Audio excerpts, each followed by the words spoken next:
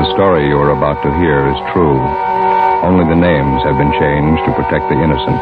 Fatima Cigarettes, best of all long cigarettes, brings you Dragnet.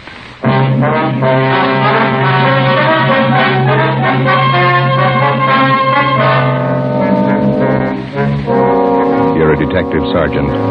You're assigned to homicide detail. A socially prominent citizen is plotting to kill his wife. He tells you his plans for the murder. He hires you to do the killing. Your job, stop him. When you compare Fatima with other long cigarettes, the difference is quality. Yes, in Fatima, the difference is quality. If you want a long cigarette, smoke the best of all long cigarettes. Smoke extra mild Fatima. Fatima is the quality, king-size cigarette because it contains the finest Turkish and domestic tobaccos superbly blended. And Fatima is extra mild with a much different, much better flavor and aroma than any other long cigarette. Because of its quality, its extra mildness, its better flavor and aroma, Fatima has more than doubled its smokers coast to coast. So enjoy extra mild Fatima yourself. You'll find king-size Fatima different from other long cigarettes. They cost the same, but in Fatima, the difference is quality. Smoke Fatima, the quality king-size cigarette. Best of all long cigarettes.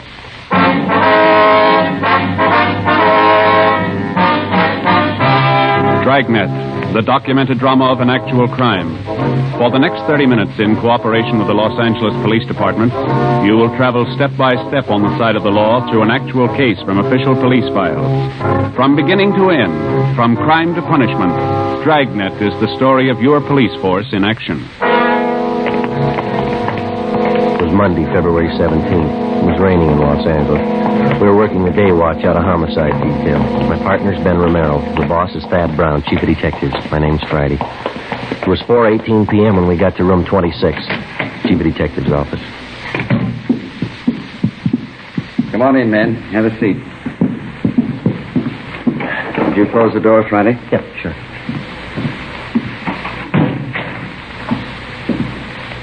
Captain Steed, Sergeant Romero, Sergeant Friday. I'd like to have you meet Special Agent Ray Kimball, Public Utilities Commissioner. Mr. Kimball. And his friend, Mr. Trudeau. How do you do? Trudeau? Oh, I see. Gentlemen, Mr. Kimball and Mr. Trudeau here have some important information to give us. Mr. Trudeau, would you like to repeat for these officers what you told us a few moments ago? Yes, sir. Well, a friend of mine wants me to kill his wife for him. I'm convinced he means to go through with the thing. Naturally, it goes without saying that Kimball here will back up the veracity of the story. Well, Mr. Trudeau, who is your friend? How long have you known him? His name's Charles Stone. Guess maybe you heard of him. Owns a string of warehouses around town. I used to work for him. Oh, yeah, go ahead. Well, the other day he called me and asked me if I was working. I told him no. Then he asked me to meet him in front of the public library. And that was last Saturday afternoon. Did you meet him? Yes, I did. And he took me to a bar in the neighborhood, started telling me all about his troubles at home. Mm-hmm. He said his wife was stepping out on him, running around with other men. Well, we had quite a few drinks, and I guess I thought that's what accounted for it. What's that, Mr. Trudeau? Well, he leaned toward me and he said, here's the dope. The wife and I haven't been getting along well at all for about a year. She's stepping out with some other guy on me, and to make a long story short, well, that's when he told me. I see. He said, I want to lose her. What do you say? Well, I told him I didn't quite get the drift of the thing, and then he said, I want my wife killed. I'll pay you $1,000 for the job. Mr. Trudeau, have you any idea why he contacted you on this thing? Well, I don't know, other than the fact that I hadn't been able to work for some time. He knew I needed the money pretty badly. As soon as I was sure he wasn't kidding about the murder, I told Mr. Kimball here, he's an old friend of mine. Yeah. He said the only thing to do was to take it to the police. Did this Mr. Stone make this proposition to you more than once? Yes, he did. Kept reminding me how much I could use the $1,000. You know, all I could say was that I knew his wife too well. I couldn't do it. And what did Stone say to that, sir? Said I had cold feet. Told me I was just like another man he'd lined up to kill his wife. Told me if I didn't want the job, he'd get someone else to do it. Do you think he might go for a substitute, Mr. Trudeau, one of our men? Well, I don't know, Chief. But only one thing I'm sure of. Yes, sir. He wants his wife dead.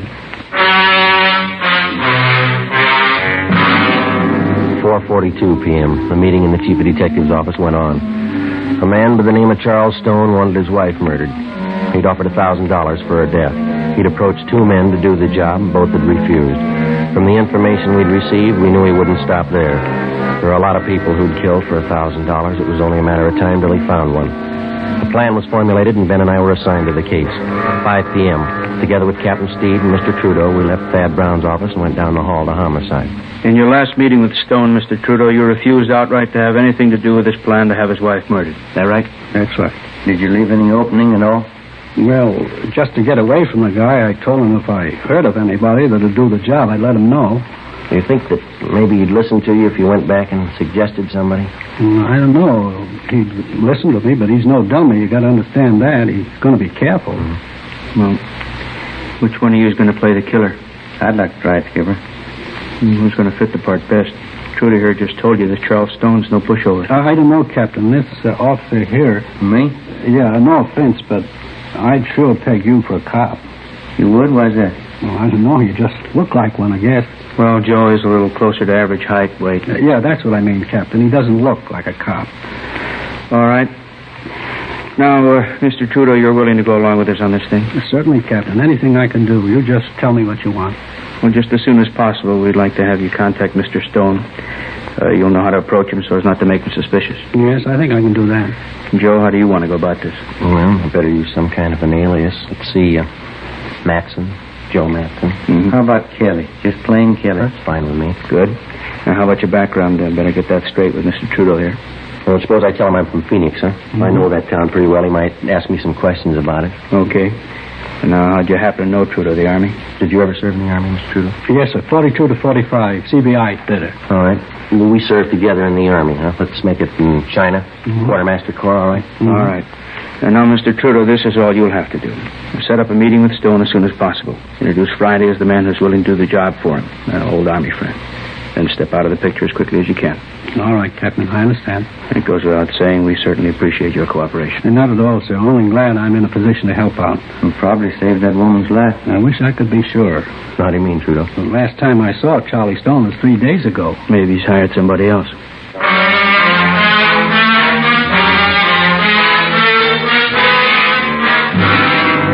.30 p.m. Captain Steed ordered 2 teams of men from homicide to watch Charles Stone's wife, Mildred, until further notice. For her own protection, she'd be kept under 24-hour surveillance without her knowledge. We checked the eye bureau to see what we could find on Charles Stone. He owned a gun, a .32 Smith & Wesson revolver. That's all we found. He had no criminal record. We knew of him only as a social figure from a prominent family, and supposedly he was happily married. He owned and operated a chain of 6 warehouses throughout Los Angeles. His business reputation was good. Captain Steed ordered that Charles Stone also be placed under 24-hour surveillance immediately. He would be kept under watch without his knowledge. Ben Romero and Gil Encinas were one of the teams assigned to tail him. The next morning, I checked in for work at the usual time. At 10:15 a.m., I left Captain Steed's office and went into the squad room. Homicide, Friday. This is Mr. Trudeau, Sergeant. I saw Charlie Stone a few minutes ago. Yes, sir. How'd it go? We talked about 20 minutes. I told him you might be willing to do the job. What'd he say? He wants to meet you. Before he hung up, Trudeau told me that Charles Stone would meet us that night in Section B in the grandstands at the midget auto races out near Santa Monica. I informed Captain Steed of the development, and then I left the office, went home, put away my gun and all my identification, changed into some old clothes. I boarded a bus and rode back downtown to the Skid Row area where I rented a single room in a cheap hotel. I signed the register J. Kelly, Phoenix, Arizona. 5:30 p.m. I went to Koken's Cafe on the corner of South Main and Satella Street. Captain Steed was waiting for me in one of the rear booths. Hi. Hi. You look like you're all set. How does the outfit strike you okay? You're fine. That old leather jacket's a good touch. Oh, better let your beard grow a little. You all right? I rented a room in one of the hotels down here. I could use a little expense money. Glad you said a little. All right, I'll fix it up for you. Here's the phone number of the hotel in case you want to contact me. Good. One thing that's got me a little worried, Skipper. Yeah? The legal angle. You know, you can get pretty close to entrapment in cases like this. Well, nothing to worry about. You just play it straight down the line. Yeah? The idea for the crime has to originate in the mind of the criminal. It's got to be all his idea. You just go along with it. Okay. Be sure and keep us posted. Yes, I will. Murder of his wife means a lot to Stone. He wouldn't want anybody getting in his way. Yeah. Be careful. That night I had dinner with Trudeau at a cafeteria on South Grand, and then we caught a bus and rode out to the stadium where they held the midget auto races. We found the seats where Charles Stone was to meet us, numbers 4 and 5, row 27, section B, main grandstand. The auto races started. At 10 minutes past 8 p.m., Charles Stone arrived. He looked like an average, prosperous businessman, well-dressed, medium build, dark hair that showed a few streaks of gray. Trudeau introduced us, and then he left. Where you from, Kelly? Phoenix? Like midget auto races? That's not why I came out here. Trudeau said something about a job. Sure. Guess he told you what it's about. Yeah? You ever handle anything like this before? I'd be a sucker to answer that one, wouldn't I? I just want to know if you could handle it. Trudeau told me about it. I wouldn't be here if I couldn't handle it. Delicate job. Gotta be sure it's done right. What are you looking for? References? Gotta be careful, that's all. Well, what about me? I don't know you from Adam. How do I know it won't be a double cross? Don't worry about a double cross. Let's go below the grandstand. Get away from this crowd. Right with me.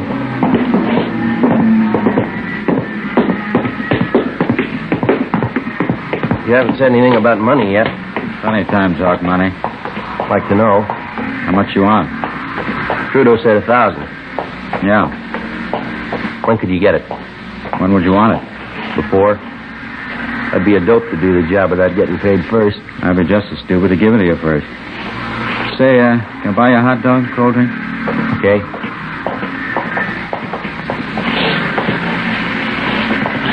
Miss? Yeah, 1 hot dog, couple of root beers. 1 dog, 2 beers. You like root beer? Sure. How about settling on the dough, huh? You do the job, you'll get paid. You can ask Trudeau if you like. He'll tell you I keep my word. Well, it's got to go fast, that's all. I may have a job lined up in Phoenix. I got to get that dough and some new clothes. Got to put up some kind of a front. That's why I need the dough fast, no waiting. You'll get your money. We can work out something. Hot dog, 2 root beers, 40. Mustard's on the counter. There you are. Thank you.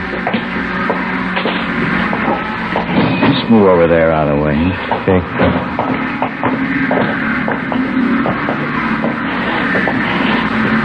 But you haven't told me yet. What? How do you want it done? All depends. I haven't got my gun. I'm on the lam. Have you got one? No, I don't own one. Couldn't use a gun anyway. Too much noise. Well, make up your mind. We'll meet tomorrow night. We can talk about it then. Look, mister, you expect me to sit on this thing for a week? I'm not making a career out of just this one job. What are you worrying about? We'll set everything up tomorrow night. All right, how about $10 on the cuff? I got 11 flat. Well, there's 5. See if that'll do. All right. Now, how about that payoff, the 1,000? How do we set that up? We can talk about that later. Why can't we talk now? Look, Stone, I don't think I like your attitude. You haven't told me how you want the job done. You talk cute every time the payoff's mentioned. Take it easy, Take Kelly. it easy, nothing. I'm taking the chances. How do I know I'm going to get paid? How do I know you'll kill her?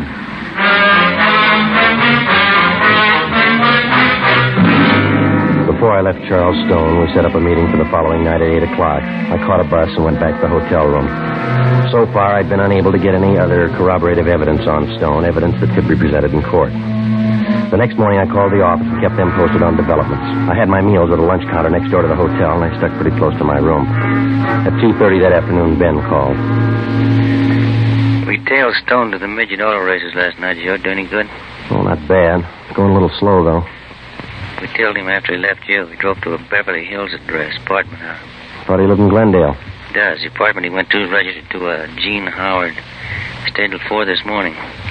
Checked the Howard girl out. She's a secretary at one of Stone's warehouses. Maybe that explains why Stone wants to get rid of his wife, huh? Here's one more thing. We tailed him to a gun shop this morning. Bought a couple of things, and after he's gone, we checked with the store clerk. Told us Stone bought a box of shells, 32 caliber. Same kind of gun he had registered in it, 32 S&W? Yeah. That's funny. Stone told me he doesn't own a gun. Doesn't look too good in my book. All right, now let's don't start worrying, huh? Don't trust him a dime's worth, Joe, that's all. All right.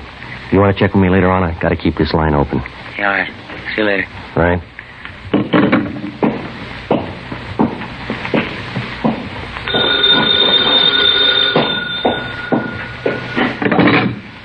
Yeah. This is Stone. Yeah. Job's all set up, ready to go. When? Tomorrow night.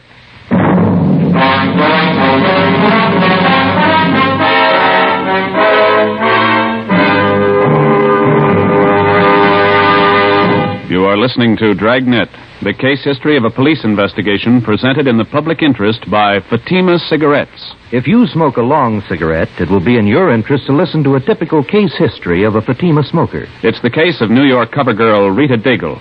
This is her actual signed statement. I find Fatima different from other long cigarettes.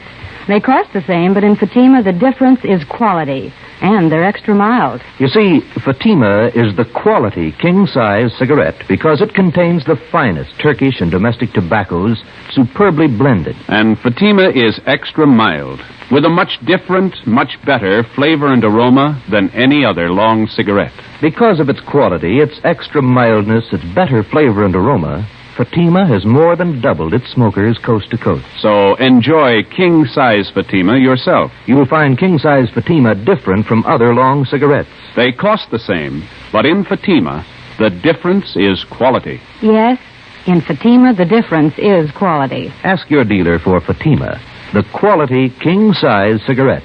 Best of all, long cigarettes. Start enjoying Fatima tomorrow.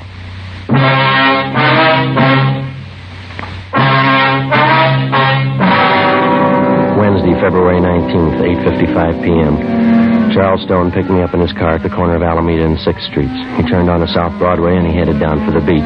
He hunched over the wheel as he drove. I kept wondering how I was going to pin him down. We were less than 24 hours away from the scheduled murder of his wife, and I still didn't have a case against him that'd stand up in court. If he failed to produce sufficient evidence tonight, Stone had a good chance of going free, whether he succeeded in having his wife killed or not. I also had no idea what plans the suspect had made before he hired me to do the killing. There was a definite possibility that he might have arranged for somebody else to commit the actual murder and then set up a double cross with me as the victim. We knew he had a .32 S&W revolver registered in his name, but he denied to me that he even owned a gun. 9:03 p.m., we pulled up in front of Stone's beach house.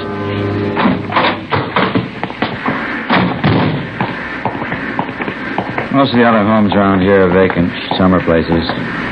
People don't start moving in till 1st of May. But you said you were afraid of the neighbors seeing you here. There's some living up the next block. Oh. Can't afford not to be careful. This one here.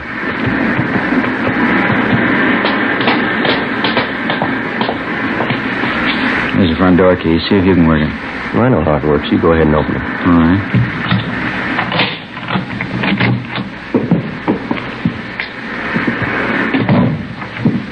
The living room, huh? Yeah, bedroom's over here through this door.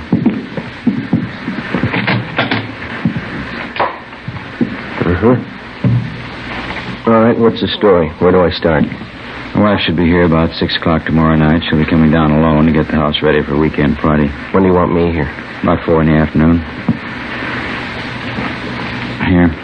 Here's the key to the front door.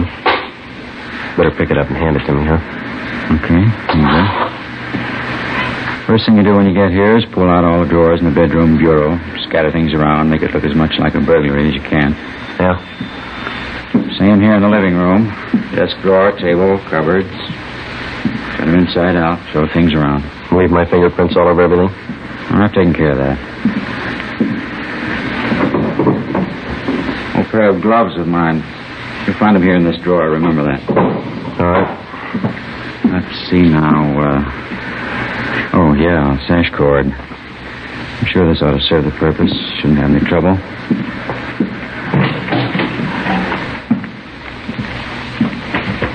Yeah. Piece of rope's pretty new. It's a little slippery. Won't be with the gloves on. She's not very strong. Shouldn't have any trouble. I'll leave the rope here in the closet. You sure she's going to be alone? Positive. Where am I supposed to hide? Let me show you. Here. Right by the front door. This closet. Yeah. My wife comes in, closes the door. She'll probably go right to the bedroom and take off her coat. Follow her in and do it fast while her back's turned. No screams. Neighbors might hear. All right. Want it clean and quiet. Do it as quickly as you can. Now, when you're finished, here's what I want you to do with her. What's that? Take the body and bring it this way. Come here. Here, I want you to see. All right. That's the living room to these French doors. Open this one. You won't have any trouble. Take the body out here on the porch. Come with me now. I want you to get this clear in your mind. Yeah, I think I got it. Take her down to this end of the porch. Right to the railing. Leave her here. It's very important, you understand? All the way down to the end of the porch here. I don't get it, but I guess it's all right. All right, let's go back in. Look, Stone, I may forget the layout of this house here. Would you draw a floor plan for me? I don't want to get mixed up here. No, there's paper on the desk there. You can draw it yourself before you leave tonight. What's the matter? Don't you trust me? Can't afford to take any chances.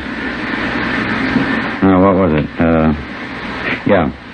After you're finished, using the rope, I mean. Yeah. You'll find some rings on my wife's fingers. Take them all off. Big setting especially. There'll be a bracelet on her left wrist. Take that, too. What'll I do with them? Put them in this white vase in the mantel here. The rings and the bracelet. Don't miss any of the rings. They're expensive. Well, how about me bringing them to you? I can pick up my dough at the same time. No, put them in the vase. As soon as that's done, leave here and go back downtown. I'll pick you up where we met tonight, 6 in Alameda, 7:30 sharp. I have the money for you then.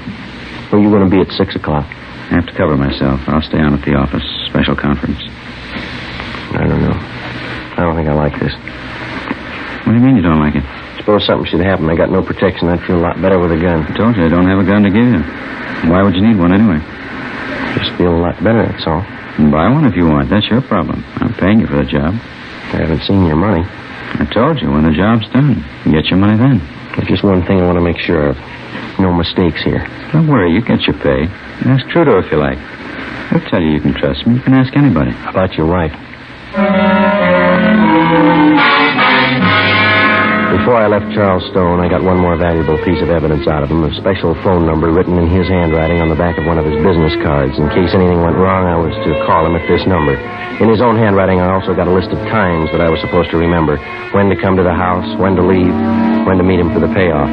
The next afternoon at 3:30, I left the hotel and drove my car out to Venice to Stone's beach house. Captain Steed and another officer from Homicide followed me out. We waited in the house together. Shortly before 6 p.m., Mrs. Mildred Stone arrived with Biff, Ben, and Gil and seen us. She refused to believe the story of her husband's plot to have her murdered. Captain Steed laid out the evidence for her. This key, Mrs. Stone, you recognize it? Well, yes, it's the one for the front door. It must be Charles. He gave it to this officer, Mrs. Stone, the man who was supposed to murder you. No, I don't believe it. Do you have any idea what's in that closet, ma'am, that one over there? There's nothing in there. I cleaned it out the last time we were here. I cleaned out all the closets. I'd like to show it to you, ma'am.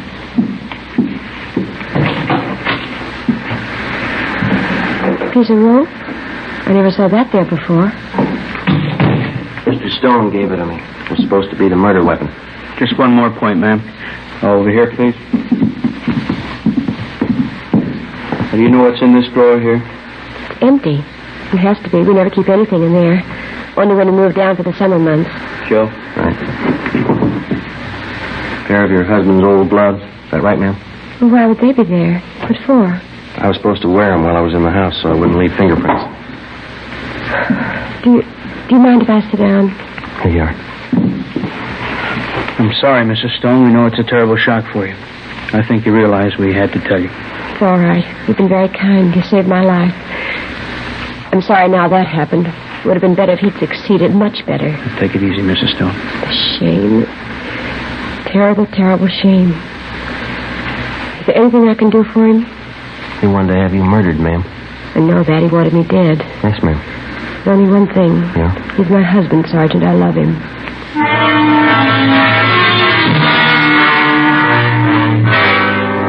6:45 p.m. I telephoned Charles Stone and told him the job was done. His wife was murdered. He said he'd meet me at 6th and Alameda Streets for the payoff as scheduled. I waited. He failed to show up. At 7:30 p.m., Stone was placed under arrest as he parked his car in front of their Venice beach house. A loaded .32 caliber revolver was found in his pocket. He was taken back to the city hall, the chief of detective's office. Ben and I waited outside the open door. We could hear Thad Brown start the interrogation inside. Do you know what we have you down here for, Mr. Stone? No, I haven't the faintest idea. What would you say if I told you your wife had been murdered? I think you're crazy. What would you say if I told you that you're accused of her murder? It's silly. It's ridiculous. I've been at work all day. I can prove it. All right, Friday, come in. Yes, sir. You ever meet this man before? I've seen him on Skid Row. I don't know him. Do you recognize the man you hired to kill your wife? I didn't know the man. I didn't kill my wife. I don't understand all this. The name's Kelly, Mr. Stone. He's some fake officer. A Skid Row bum. I don't know him. I don't think that's going to make it, Stone. Both you and your wife have been tailed constantly for the last couple of days. Photographs taken. Midget auto races. 6th and Alameda. Beverly Hills apartment. Crazy. You don't know what you're talking about. Mike, would you send the lady in, please?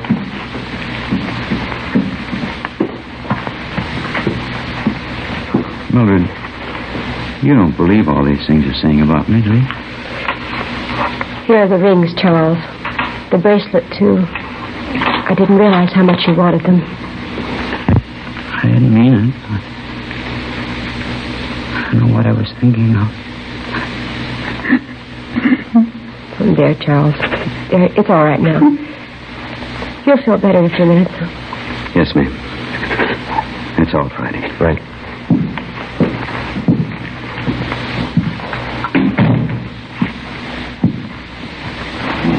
What's it look like, Joe? You're starting to talk. Scott Lane. He tries to have her murdered. She goes to bat for him. What's it prove? He sure must love him. What do you think? How about a cup of coffee? The story you have just heard was true. Only the names were changed to protect the innocent. On May 2nd, trial was held in Superior Court, Department 89, City and County of Los Angeles, State of California. In a moment, the results of that trial. And now, here is our star, Jack Webb. Thank you. To the working detective, the difference between guilt and innocence is proof. In the form of physical evidence, in the form of testimony gathered from reliable witnesses. In determining any suspect's guilt or innocence, the difference is actual proof. And when you compare Fatima with other long cigarettes, the difference is quality. And Fatima is extra mild. If you're a long cigarette smoker like I am, smoke Fatima. You'll find Fatima different from other long cigarettes. They cost the same, but in Fatima, the difference is quality. Start enjoying Fatima tomorrow.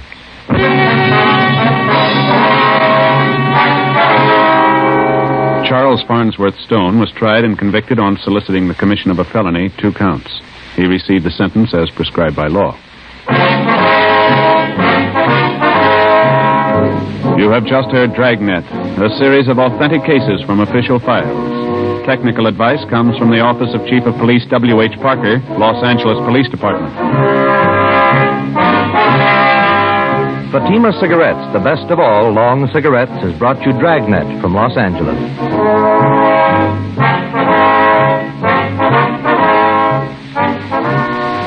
Hi, folks. This is Bob on the air for Chesterfield. Every Tuesday night, consult your local paper for time and station Hope. And Bing, on the air for Chesterfield every Wednesday night, Crosby. I've called this little seminar to teach our new boy the ropes. Say, Sag, I think it's only fair to warn you, with me selling Chesterfields this year, you'll have to limp along lively to keep up. Oh, say, since when have you been any competition, lover boy? When we're in pictures together, who always gets the girl? Which only backs up the old saying, everybody loves a fat man. Seriously, friends, Skinflint and I, we do agree 100% on this. Chesterfields are milder. And they leave no unpleasant aftertaste. So always buy our cigarette, Chesterfield. The best cigarette for you to smoke. Hear Hope and Crosby Tuesday. Next, We the People on NBC.